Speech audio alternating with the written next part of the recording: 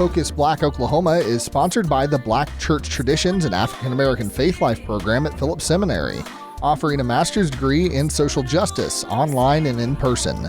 Learn more at wherefaithleads.com. This is Focus Black Oklahoma. I'm Jacob Littlebear. And I'm Kuma Roberts.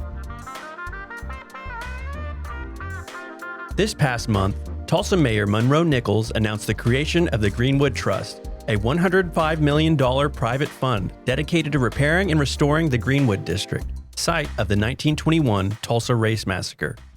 In an address rich with history and a call for shared courage, Nichols described the fund as the city's next step in righting past wrongs and investing in a more just and equitable future. Let's listen to this historic moment. At this very hour, on June 1st, 1921, smoke darkened the Tulsa sky, rising from 37 blocks of Greenwood that was burned to the ground.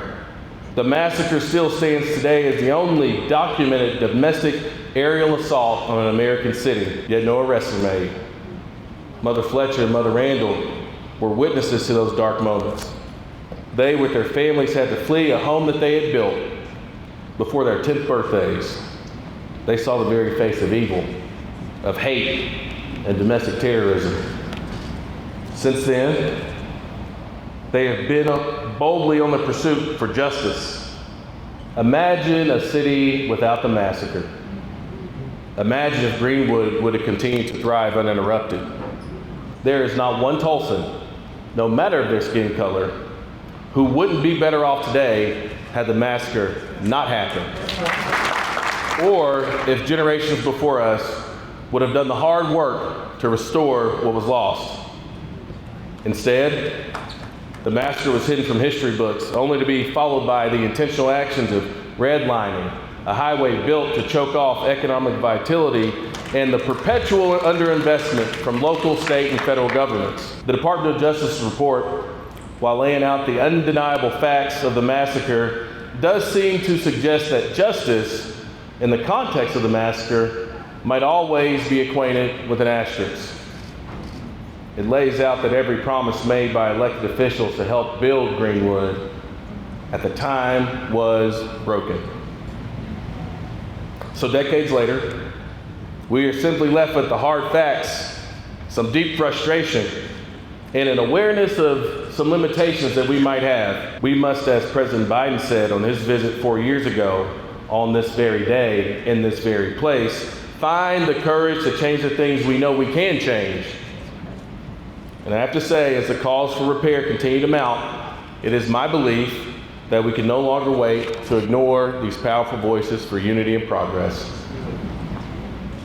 With all the work to date as a backdrop, on my 104th day in office, I signed an executive order recognizing today, June 1st, as Tulsa Race Massacre Observance Day in the city of Tulsa. And on this first day of observance, I'm announcing that my office has been working alongside our legal department on the establishment of the Greenwood Trust, a private charitable trust that will raise and facilitate the investment of $105 million in private funds. The trust will invest in affordable housing and homeownership by raising a $24 million fund. We will also invest in cultural and historic preservation by investing $60 million. The trust will also be involved in economic development and education by establishing a $21 million endowment. We will find the courage to change the things we know we can change, and that starts today.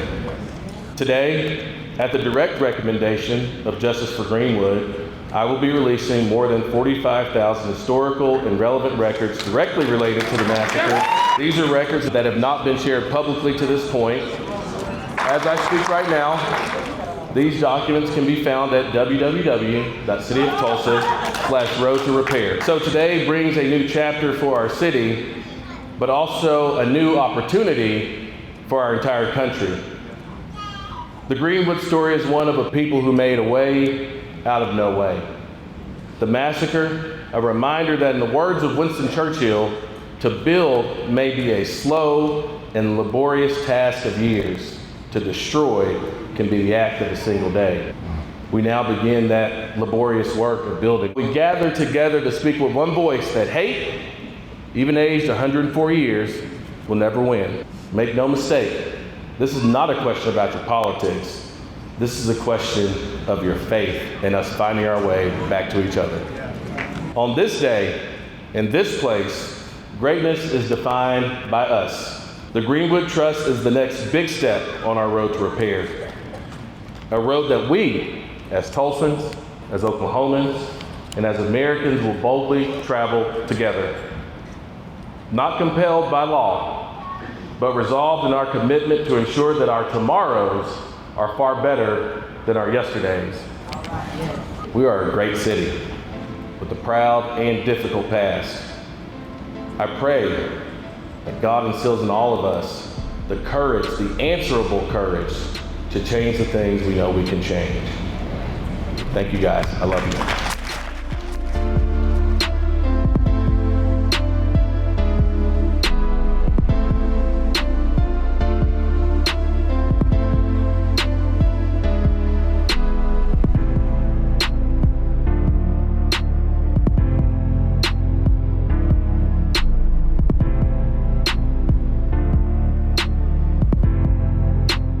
A young man locked up for a minor probation violation is dead, his body battered, and his family left in the dark. The case of MarQuel Ross, a 24-year-old from Tulsa, raises serious questions about a broken prison system and the deadly consequences of a culture of neglect and mismanagement. Jeremy Kuzmarov has details. On September 13, 2024, the family of MarQuel Ross, age 24, received an email from the Oklahoma Department of Corrections, or ODOC, informing them that Ross had not been released, despite his being in prison past his supposed discharge date, according to their interpretation, and that he had been moved to a high-security unit. However, on September 19th, the family were informed that Ross, who was housed in the state penitentiary in McAlester, had died on September 12th, which is when the Bigelow Funeral Home in Muskogee received his body. Only 19 at the time of his arrest on May 22, 2019, Mr. Ross was not a violent offender, but charged with being an accessory to a carjacking, which someone else admitted to, according to his aunt, Rachel Macon. Ross got in the car that was reported stolen as a passenger. After being given probation, he was sent to prison because he violated the terms of his probation because he didn't pay $1,300 in court fees and fines. Also, it was alleged that he didn't properly notify the court of a change of address, although Macon says there wasn't actually any change of address, and that Ross did not receive communications from the court.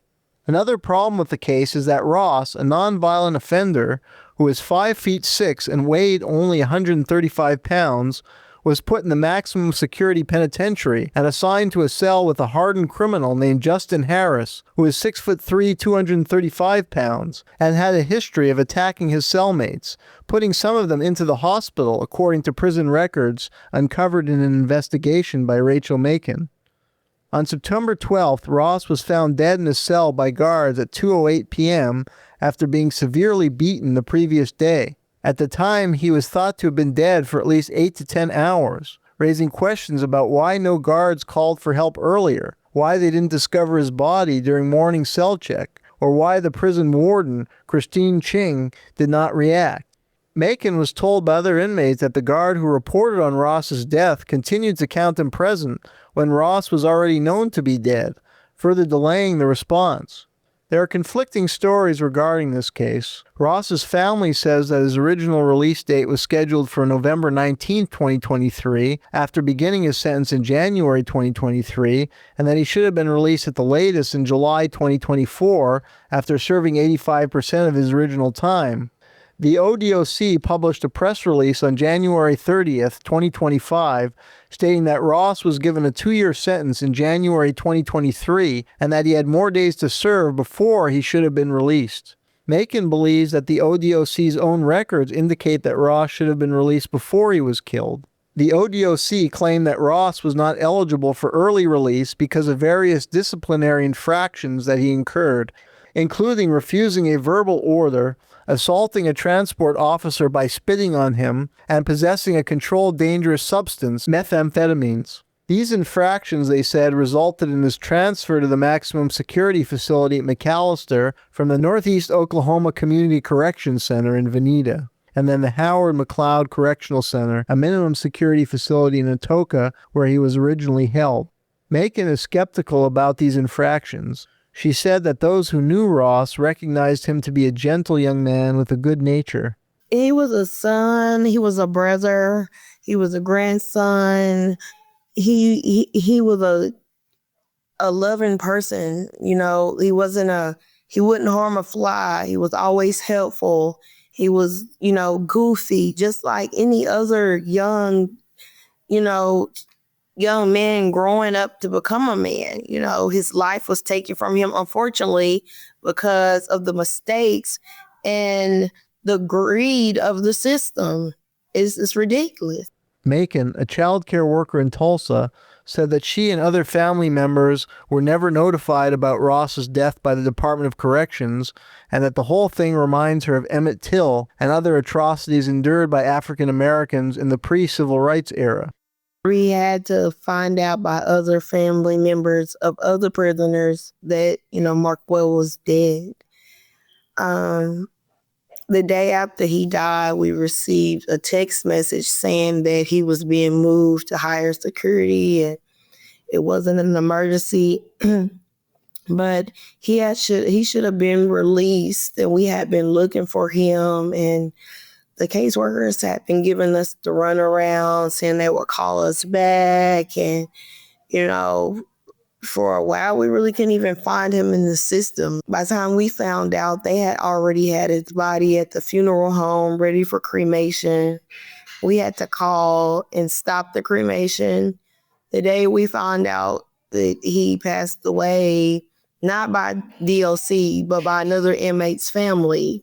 According to Macon, after Ross was found dead in his cell, where he had been lying for hours without being noticed, the guards handcuffed him and took him down from his top bunk and then tried to administer CPR. So you cuff the unresponsive person? How do you cuff a person and give them CPR? Proper CPR. Ross's death was apparently brutal. He had over 36 new lacerations and injuries. His hair was missing, ripped out. If you get your hair ripped out, do you think you're not going to hear that? But nobody heard him scream or notice for hours.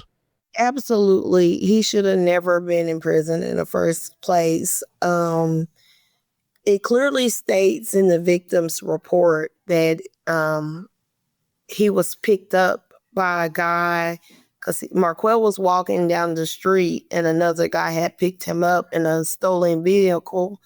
Well, you know, MarQuel didn't know the vehicle was stolen, and in the report, it also said they went to Quick Trip and MarQuel was pumping the gas for the guy, and the guy went in to pay for the gas, and the police surrounded the vehicle because the victim of the vehicle had followed them the whole time. So she stated that MarQuel had got picked up. Macon said that her experience with the Department of Corrections has been truly horrible. It's inhumane, the way they are treating families, the way they are treating the inmates. They're lying, they're covering up murders. Justin Humphrey, a state representative from the 19th District in Lane, heads the State House's Committee on Criminal Justice. Humphrey is demanding an investigation into the Ross murder and cover-up. So far, he has been completely stonewalled in these efforts by the Stitt administration. It is wrong on so many levels. Number one, the victim, it was a carjacking, and the victim was down the street, and her nephew watched somebody steal her car, called her. She's looking down the street. She watched them pick this guy up on the road. So it looks like, and he may have been involved, I don't know, but I know they picked him up on the road because the victim said, hey, that guy right there got in the car. They picked him up walking along the road. Now, if he'd had a decent attorney, probably wouldn't even be there. He gets 2 years probation, but the probation officers never check on him, never nothing. They revoke him on what looks like to be just money. So they send him to prison. We're not supposed to have debtor prisons, but they send him to prison on this DA probation, which is fraudulent, by the way, illegal. Send him to prison on that, 2 years, nonviolent, no record. If you look at how long that he stayed in there, it looks absolutely like they kept him past his discharge date. And according to their own discharge dates that they put up, they did keep him past his discharge date. Now, they come back, DOC comes back when confronted with this and says, well, he assaulted a police officer or a correctional officer. Well, if he did assault the correctional officer, then why didn't you file charges on him? Because you didn't file charges on him. And why are you taking him to the highest? I mean, OSP, the Oklahoma State Penitentiary, is where they house the worst of the worst. They're death row people and all of that. So they take this 2-year nonviolent young person with no prior record and stick him in the worst prison we've got, okay? And then they put him with this murderer that they know has a history of problems. Humphrey says that after he got a copy of the investigation, he realized they were not going to charge Justin Harris with murder. Now, here's what alarms me. On the last line of that investigation, it says that the inmate responsible for killing him will get a Class X3 write-up, okay? So that's a prison write-up. Well, guess what? Killing people ain't a write-up. Killing people is murder. You file murder charges. Now, to file a Class X write-up only clouds the murder charges because a good attorney's going to come back and go, no, Your Honor, he's done been tried over here by the state because they filed this Class X write-up on him. And especially if they take time or they give him any kind of punishment, then guess what? The attorney's going to say, no, he's already been tried and he's already been sentenced on that. Why would you do that? You wouldn't do it. Anybody that knows anything about investigations, anything about criminal justice would never file this. And so here it was. And so I waited after I got all my stuff done. I waited about 37 to 40 days before I requested their records. Because what I was waiting on, I wanted to see, and I was checking all the time. Have they filed a murder charge? Have they filed a murder charge? Guess what? They haven't. I requested the records, I think, on the 19th, and somewhere around the 21st, then they go down there and file murder charges only after I request records. So again, were they always going to file that? I don't know, but you got to admit, it looks suspicious. I've worked for DOC for 20 years.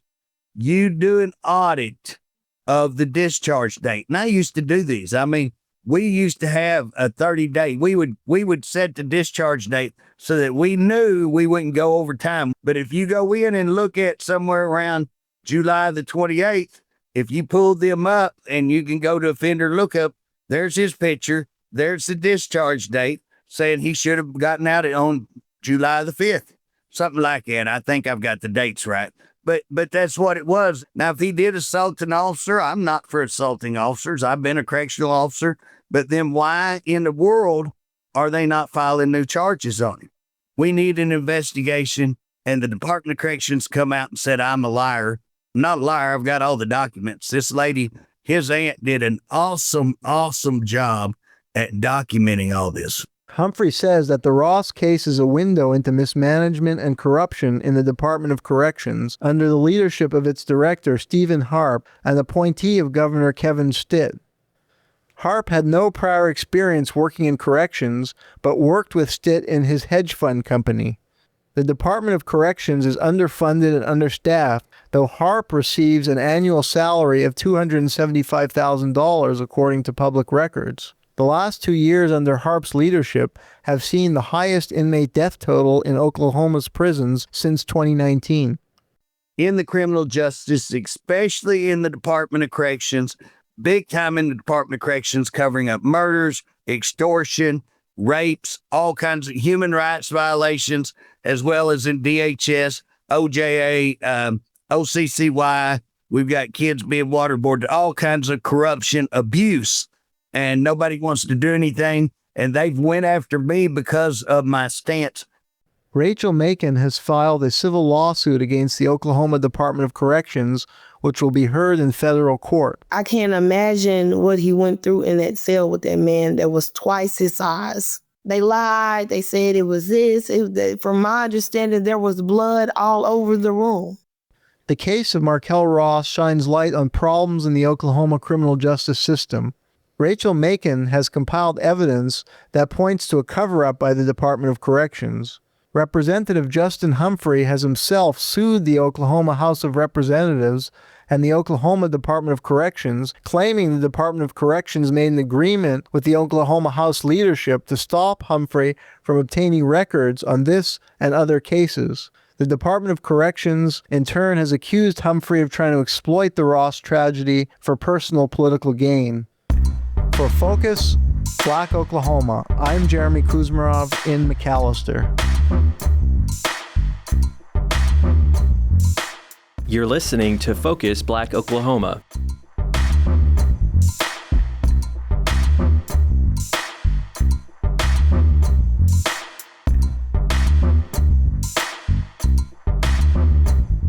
Would you like to pitch a story to FBO? Or work with us as a correspondent? Please email us at contact@focusblackoklahoma.com. Or call 918-807-3886. I'm Allison Herrera, one of the creators of Tribal Justice, the struggle for Black rights on Native land. The full story can be found on Audible. In our last installment, we heard about Mikail Hill, a Cherokee Freedman who was arrested by the Okmulgee Police in the fall of 2020.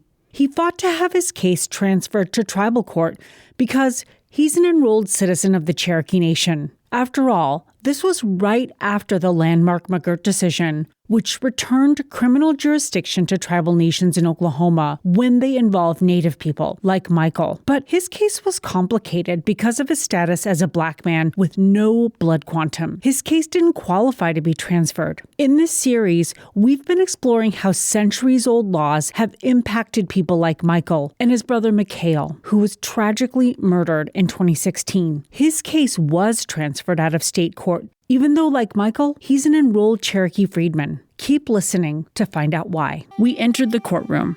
I sat next to Mikail and Diana as we all waited for the judge to walk through chambers. One lawyer was reprimanded for not showing up for court for his client, who had been arrested for a very serious felony charge. Another woman's lawyer was stuck in traffic. And well, Mikail's lawyer, Ron, he was busy shuffling papers and walking back and forth, whispering to the assistant DA about Mikail's plea deal. Finally, Mikail was called up, and Ron said he needed to see his client in the hallway to go over the plea agreement with him. In the hallway, on the very same bench Mikail had wrestled with the offer, he was shown the piece of paper that would end this ordeal. So we stepped outside, and I pulled out my phone to capture the moment.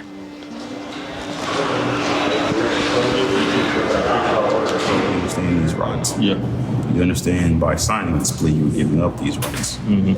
You understand that the plea agreement is a 90-day suspended sentence, concurrent. So with another 90-day suspended sentence, $100 fine, $100 VCA on each court cost, and continuing your veterans treatment. Yeah. Basically, Mikail pled no contest to a misdemeanor assault and battery on the officer and guilty to a misdemeanor assault on the woman who'd come to his house for shoving her. He also has to pay more than $800 in court costs and continue treatment. The biggest thing, he doesn't have a year of supervised probation, just 90 days. He was relieved. So you pleading no contest to the allegations of on or about September 6, 2020 in Okmulgee County. You have a right to appeal. That right to appeal is not appealing the case, but appealing this plea, rather. You have to inform the court within 10 days that you plan to appeal. The court within 30 days. We'll hold an evidentiary hearing. If that was denied within 90 days, you could file a petition to appeal that with the Oklahoma Court of Criminal Appeals. You understand that, right? Yes. And then he signed it.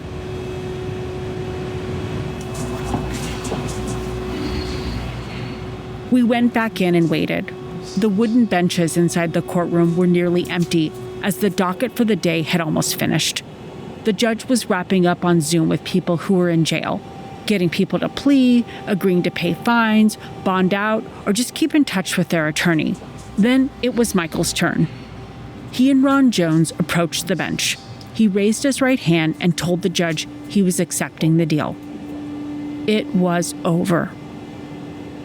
He walked over to the court clerk's office after he bid Ron Jones goodbye for the last time. So you want to keep that? Okay. I'll close your file. If you have any questions for me, you can give me a call, and good luck. All right. I appreciate you. I walked outside and waited for Mikail. I wanted to give him and Dieta some privacy as they processed what happened. I stood under a tree near my car. It was hot outside, and I needed a minute to collect myself. I felt emotional watching it all just end. Finally, Mikail and Dieta appeared, and I pulled out the recorder. Okay, how do you feel, Mikail? I'm just glad I don't have to go back in there. I feel better, a little better. Better than I did. All throughout this process, Dieta has spoken out against what's happened. And today wasn't any different. Well, I still feel like he wasn't treated fairly because, number one, none of these crimes ever happened. But I mean, it's just how the system is. So, like we say, he's been going to court for almost 4 years.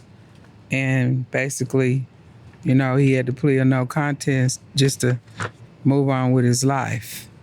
And to be put on probation for 90 days, he's been on it for almost 4 years, basically.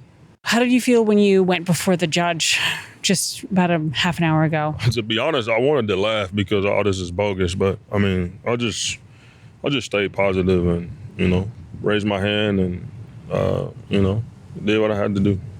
I'm just glad it's over. So now you don't ever have to come back and do this courthouse anymore? No.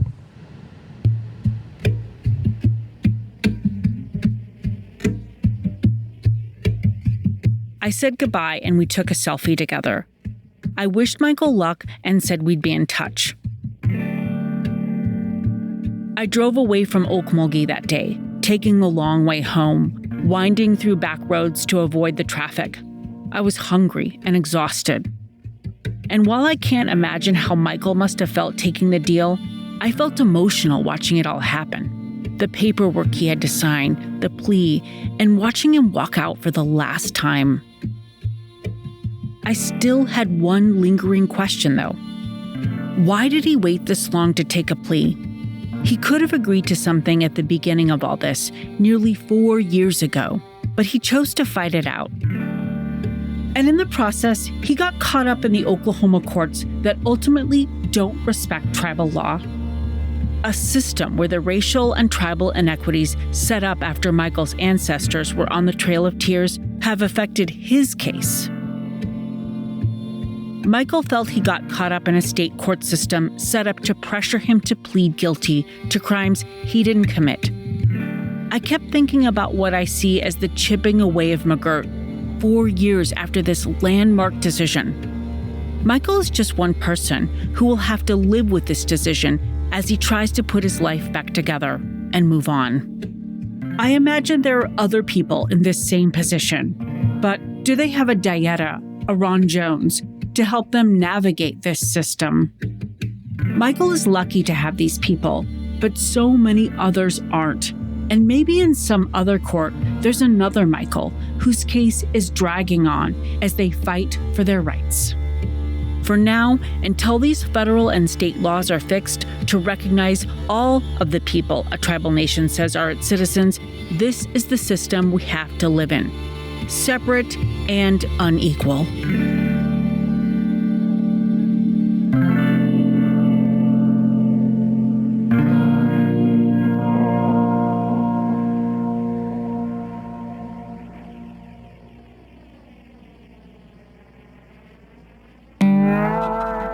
This has been an Audible original, produced by Audible. Tribal Justice was hosted by me, Allison Herrera. It was reported and written by myself and Adreanna Rodriguez.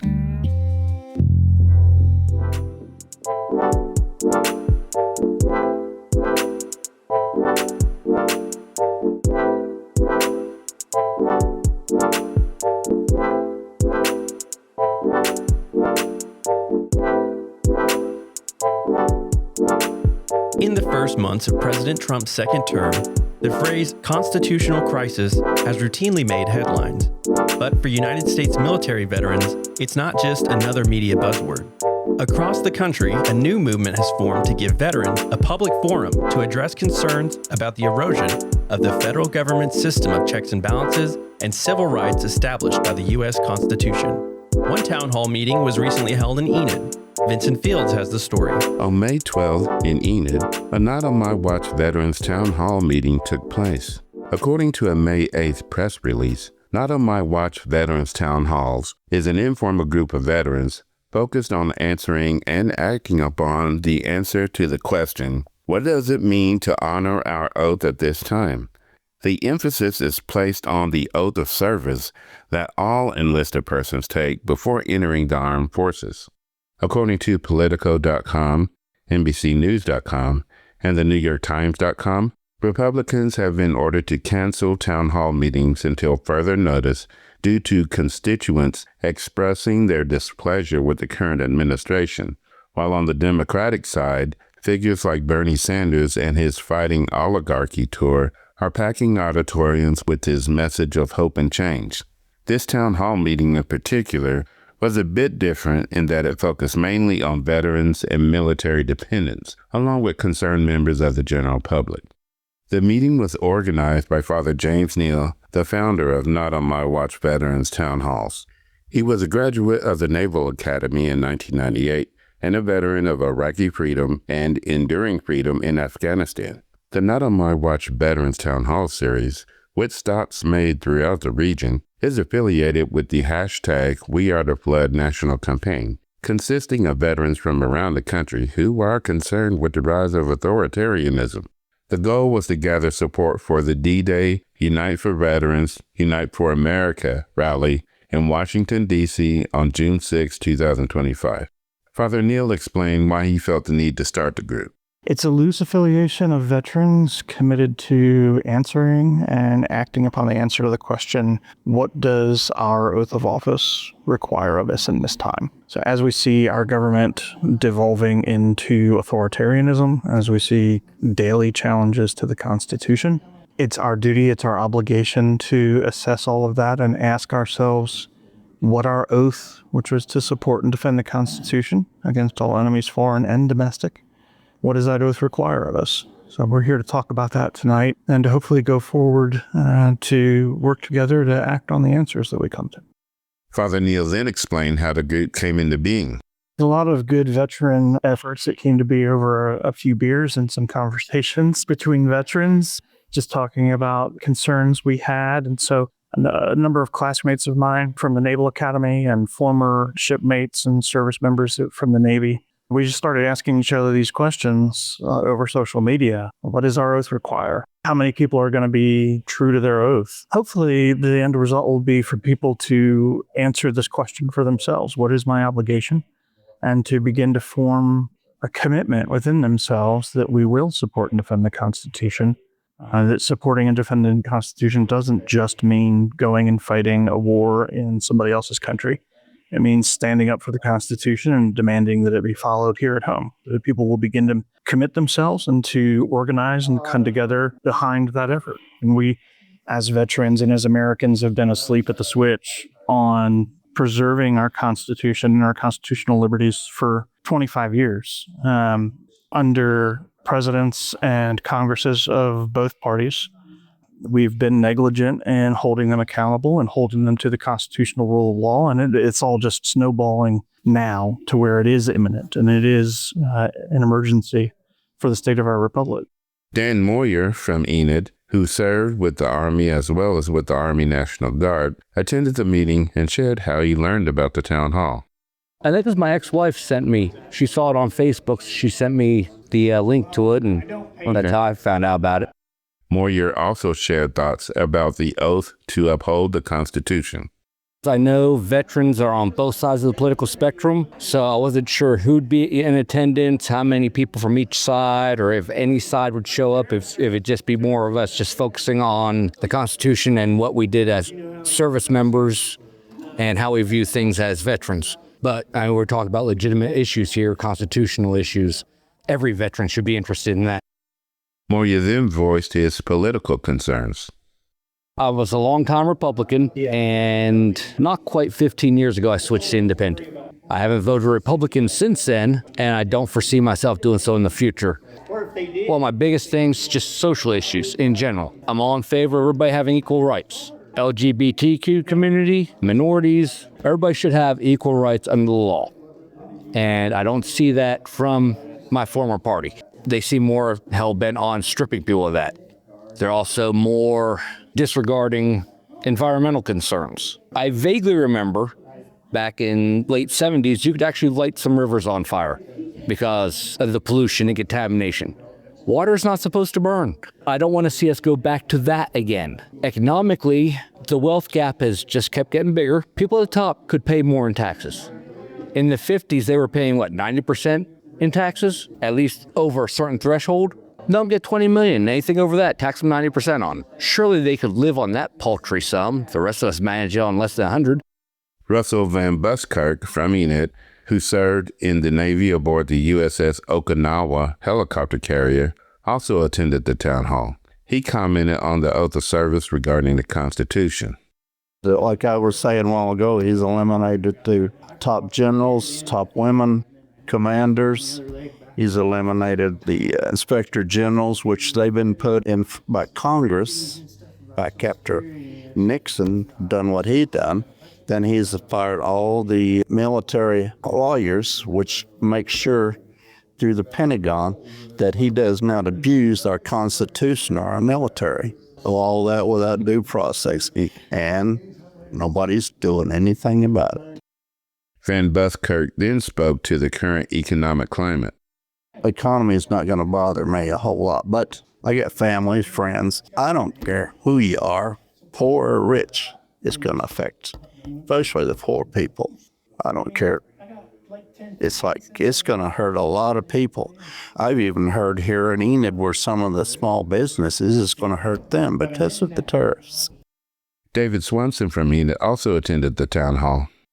We got a hold of one of the flyers and decided that it would probably be a good thing to show up to. I've been wondering about how the vets are looking at the disaster that we're facing anyway. I myself am not a vet. My wife is, and my father was. But I decided instead to try to pursue art and, in Oklahoma. Swanson expressed his expectations for the town hall. I figured it was probably going to be primarily about veterans' benefits that are drying up for our eyes and that sort of thing. I am related to veterans. I am concerned about these sorts of things. These people went out of their way to try to defend the country, and now everything that they were promised is being given away to the wealthiest that never served. So it just doesn't make any sense to me. The past 12 years, I've felt like Cassandra, because I would say something and everybody would be like, oh, you're crazy, that's never going to happen, and then it happened. Swanson then detailed his displeasure with the current administration.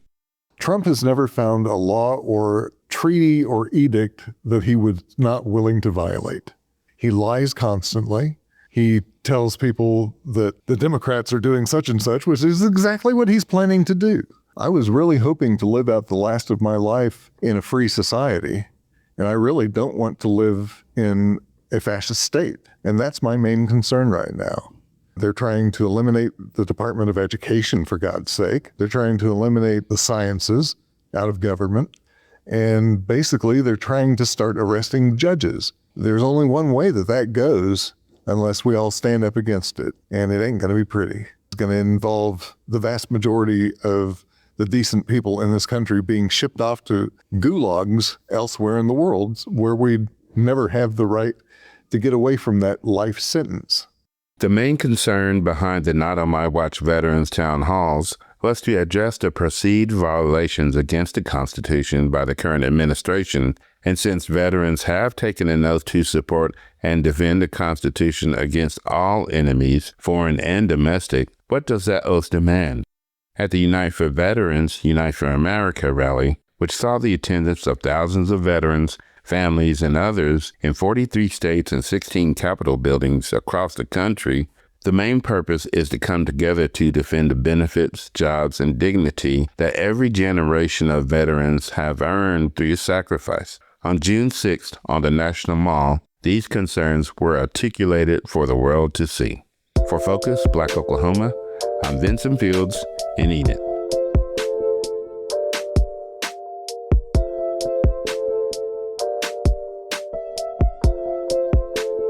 Thanks for joining us on Focus Black Oklahoma.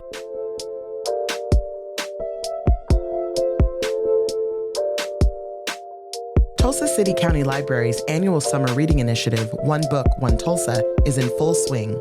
With the goal of promoting literacy and community conversations, the novel This Great Hemisphere by author Mateo Askaripour has been selected for the program. Here is G. Vickers with details.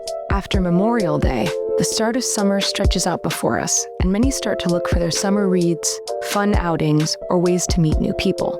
Tulsa City-County Libraries, or TCCL's One Book, One Tulsa program can fulfill all these summer dreams. One Book, One Tulsa, the library's yearly citywide literacy initiative, provides people across the county the opportunity to read the same book over the summer, meet to discuss the year's pick, and hear from the author in person at their central branch, located at 400 Civic Center in downtown Tulsa.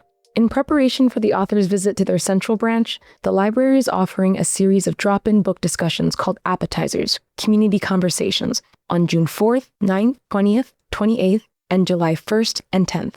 Food will be provided by locally owned businesses at each meeting.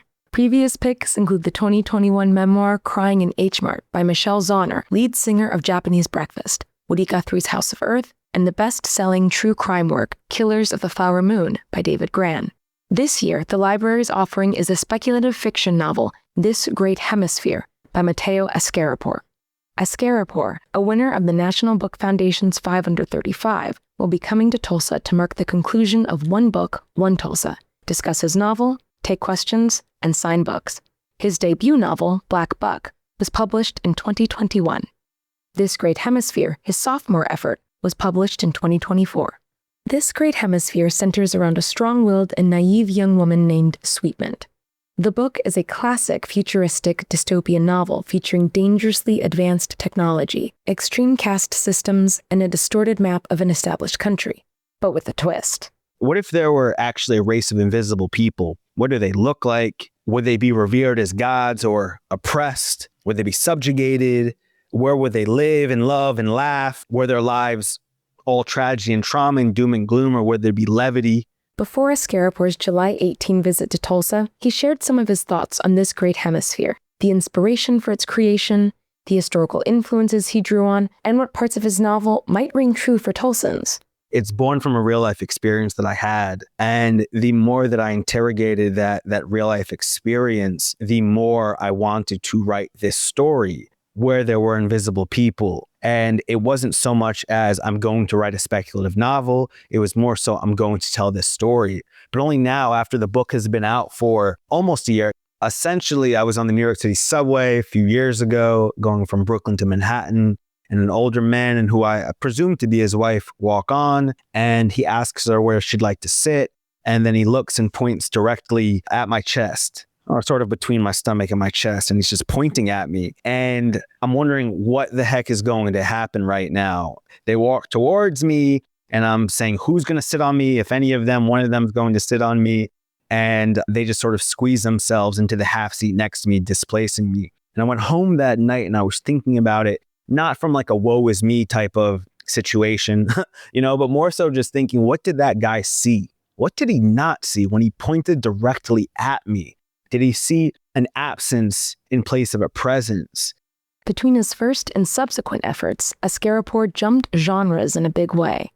Black Buck, the author's first novel, follows a young black man in present-day New York, whereas his sophomore effort takes place somewhere in North America 500 years from now. Askaripour spoke about the tradition of black authors excelling in science fiction and other writers he admires.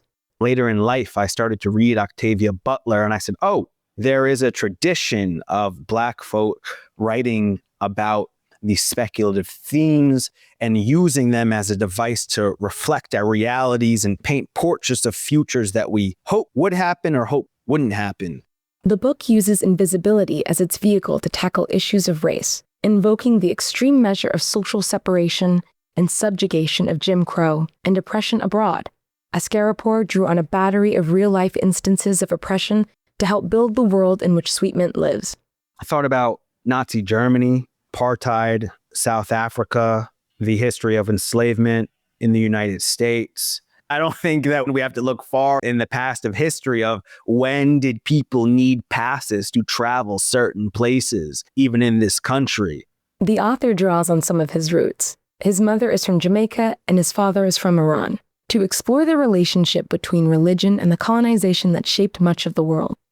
I was thinking about history and how when we were brought over to this part of the world, our ancestors, whether to the States or the Caribbean, we came with all of our African religions and many polytheistic religions, and that was beaten out of us with a Bible. And we were given Christianity as a means of what we later use as a means of coping, but also was used as a means of oppression and justifying the quote unquote peculiar institution of enslavement.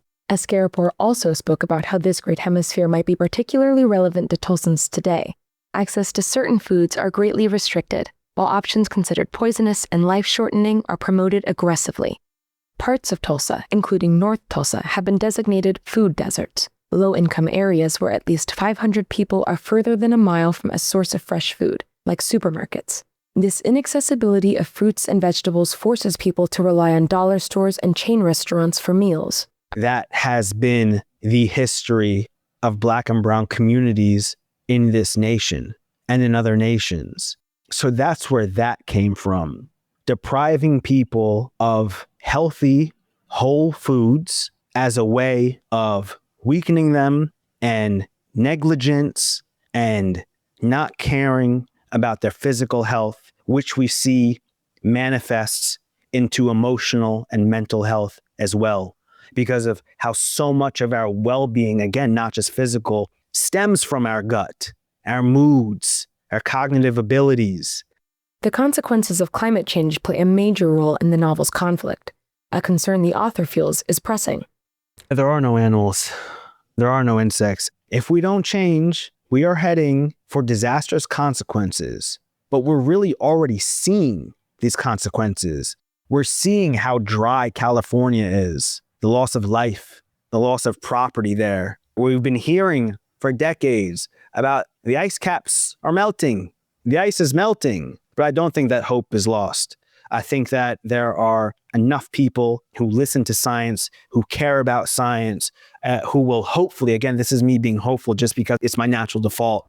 Hardback copies of This Great Hemisphere are available across the Tulsa City-County Library system and can be bought at Magic City Books. The book is also available through TCCL in ebook and audiobook form on platforms like Libby. The first appetizer meeting will take place Wednesday, June 4th, from 1 to 2 p.m. at Kingsway Wings. To attend this and other One Book, One Tulsa events, register online at tulsalibrary.org. Author Mateo Askaripour will be in Tulsa to discuss This Great Hemisphere, this year's One Book, One Tulsa selection, on Friday, July 18th from 6 to 7 p.m., hosted at its Central Branch. For Focus, Black Oklahoma, I'm G. Vickers in Tulsa.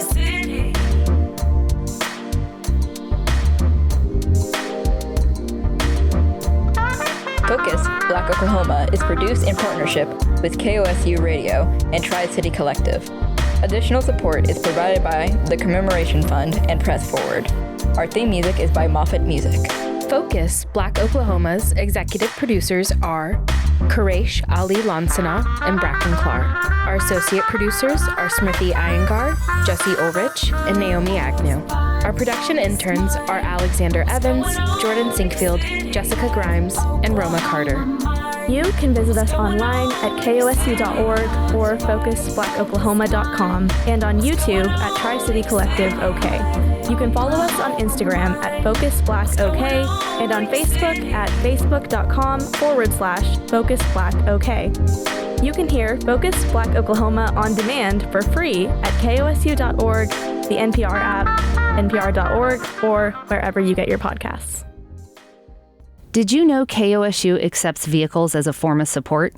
You get a tax deduction, and we'll take care of the rest. Visit kosu.org or call 855-277-2346.